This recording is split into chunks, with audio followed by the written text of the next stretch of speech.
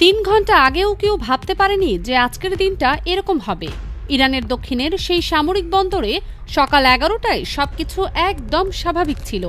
ভারী কার্গো জাহাজগুলো যথারীতি পোর্টে এসে ভিড়ছিল, শ্রমিকরা মাল খালাস করছিল, আর কন্ট্রোল রুমের ভেতরে রাডার অপারেটররা চায়ের কাপে চুমুক দিতে দিতে স্ক্রিনের দিকে তাকিয়েছিল।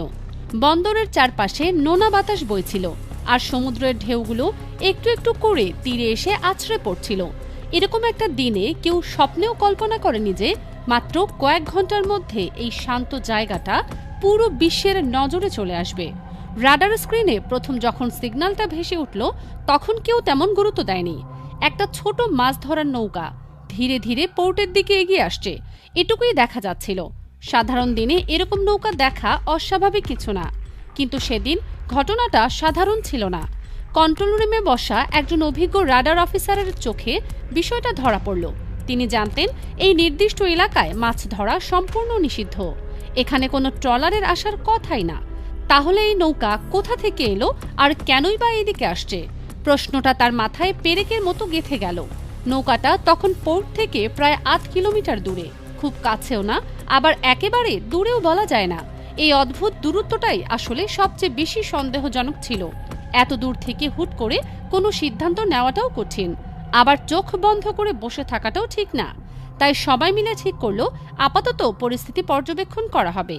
কিন্তু পরিস্থিতি পর্যবেক্ষণ করতে গিয়ে আরো ভয়ঙ্কর একটা জিনিস চোখে পড়ল। রাডার স্ক্রিনে দেখা গেল সমুদ্রের ঠিক উপরে প্রায় 3 কিলোমিটার উচ্চতায় দুটি ছোট বস্তু চক্কর দিচ্ছে। প্রথমে মনে হচ্ছিল হয়তো কোনো খেলনা ড্রোন, কিন্তু একটু ভেবে দেখুন, এত বড় একটা সামরিক বন্দরের কাছে খোলা সমুদ্রের মাঝখানে কে খেলনা ড্রোন উড়াবে?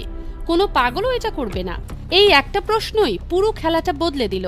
রাডার অফিসার এবার আর অপেক্ষা করলেন না, সঙ্গে সঙ্গে হেড কমান্ডার অফিসারকে জানালেন।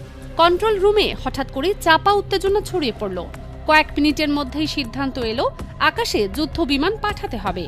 ইরানের বুশেহর এয়ারবেস থেকে তখন দুটো ফাইটার জেট রানওয়ে ধরে ছুটতে শুরু করলো। এগুলো ছিল ইরানের বিখ্যাত F-4 ফ্যান্টম। এগুলোকে অনেকে F-4 টমক্যাট বলেও চেনেন। একটা সময় এই যুদ্ধ বিমান আমেরিকার সবচেয়ে ভরসার জায়গা ছিল। বহু বছর আগে ইরান এগুলো কিনেছিল এবং সময়ের সাথে সাথে আপডেট করে এখনো ব্যবহার করছে।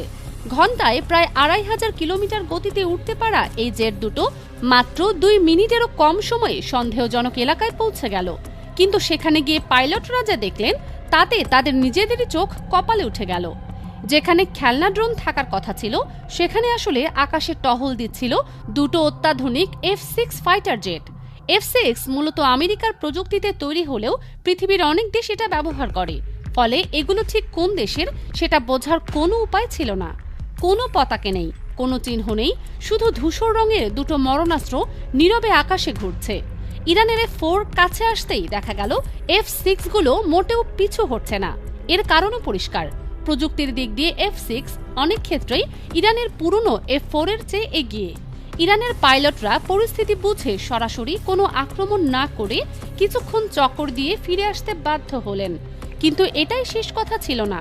ইরানের সামরিক হেডকোয়ার্টারে তখন জরুরি বৈঠক বসেছে। নিজেদের আকাশ সীমায় অচেনা যুদ্ধ বিমান ঘোরাফেরা করছে। এটা কোনো দেশের জন্যই সহনীয় না। সিদ্ধান্ত নেওয়া হলো এয়ার ডিফেন্স সিস্টেম অন করতে হবে।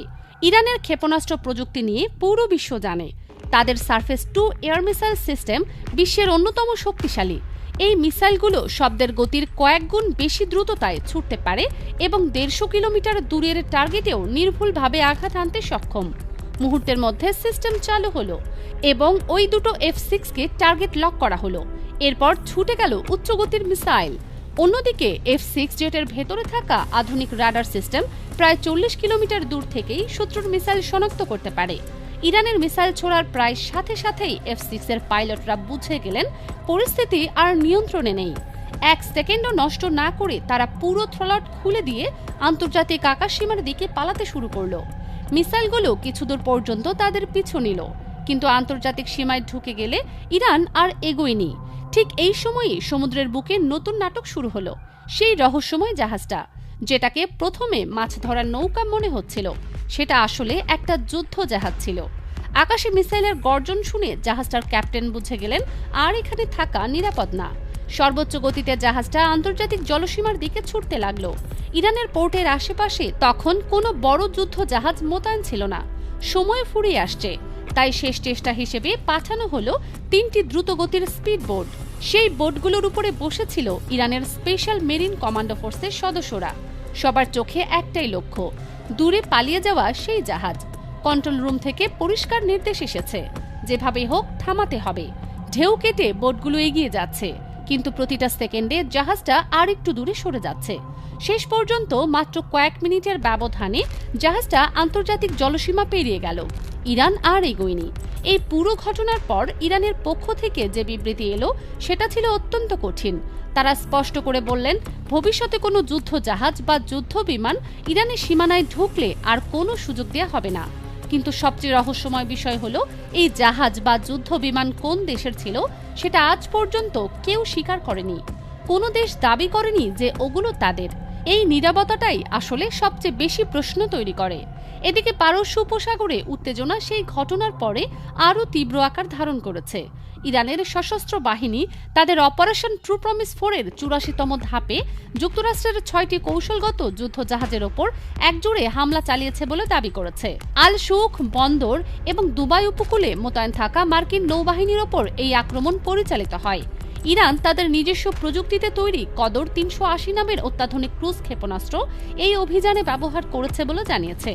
মাঠ পর্যায়ের তথ্য অনুযায়ী 6টি মার্কিন ল্যান্ডেনক্রাফট ইউটিলিটি জাহাজে আঘাত হানা হয়েছে। এর মধ্যে 3টি জাহাজ সাগরের তলদেশে চলে গেছে বলে দাবি করছে ইরান। বাকি 3টিতে ভয়াবহ আগুন জ্বলছে এবং সেগুলো কার্যত অকেজো হয়ে পড়েছে। এই হামলায় মার্কিন বাহিনীর বিপুল পরিমাণ কৌশলগত সরঞ্জাম ধ্বংস হয়ে গেছে। শুধু সমুদ্রই নয়, স্থলেও ইরানের আক্রমণ থেমে থাকেনি। আল খার্শ ঘাঁটিতে মার্কিন বাহিনীর জ্বালানি সরবরাহকারী যানবাহনে পৃথক হামলা চালানো হয়েছে। সেখানকার লজিস্টিক সাপোর্ট ফ্লিট সম্পূর্ণ ধ্বংস হয়ে গেছে বলে জানা গেছে। দুবাইয়ের উপকূলীয় এলাকায় মার্কিন ড্রোন ইউনিটের কর্মীদের ওপরও কামিকাজের ড্রোন দিয়ে আক্রমণ চালানো হয়েছে। এমনকি মার্কিন সেনাদের একটি নির্দিষ্ট হোটেলেও আত্মঘাতী ড্রোন হামলা হয়েছে বলে আইআরজিসির গণসংযোগ বিভাগ থেকে জানানো হয়েছে। এই সব মিলিয়ে বিপুল সংখ্যক মার্কিন সেনা প্রাণ হারিয়েছে বলে ইরানের দাবি। সবচেয়ে চাঞ্চল্যকর দাবিটা এসেছে ইরানের সশস্ত্র বাহিনীর জেনারেল স্টাফের মুখপাত্র ব্রিগেডিয়ার জেনারেল আবুল ফজল শেখারচির কাছ থেকে। তিনি এক সাক্ষাৎকারে বলেছেন, পশ্চিম এশিয়া অঞ্চলে যুক্তরাষ্ট্র যে 17টি সামরিক ঘাঁটি স্থাপন করেছিল সেগুলোর প্রতিটি ইরানের বাহিনী ধ্বংস করে দিয়েছে। তার ভাষায়, আমেরিকানরা তাদের নিজেদের ঘাঁটি ও সেনাবাহিনী রক্ষা করতেই ব্যর্থ হয়েছে। 2025 সালে ইসরায়েল ও যুক্তরাষ্ট্রের বিরুদ্ধে 12 দিনের যুদ্ধের প্রসঙ্গ টেনে শেখারচি আরও বলেন, সেই যুদ্ধের পরেই ইরান তার চিরচারিত প্রতিরক্ষামূলক নীতি থেকে সরে এসে আক্রমণাত্মক নীতি গ্রহণ করেছে। তবে তিনি এটাও পরিষ্কার করেন যে গত 47 বছরে ইরান কোনো দেশকে প্রথমে আক্রমণ করেনি এবং ভবিষ্যতেও করবে না।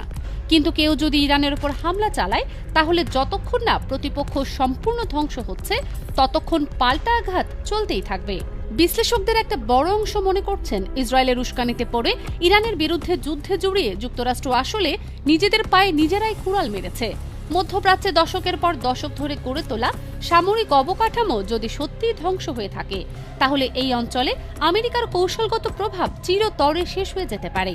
পারস্য উপসাগরের পানি এখন শুধু নোনা না, এই পানিতে মিশে আছে বারুদের গন্ধ আর অনিশ্চয়তার ছায়া।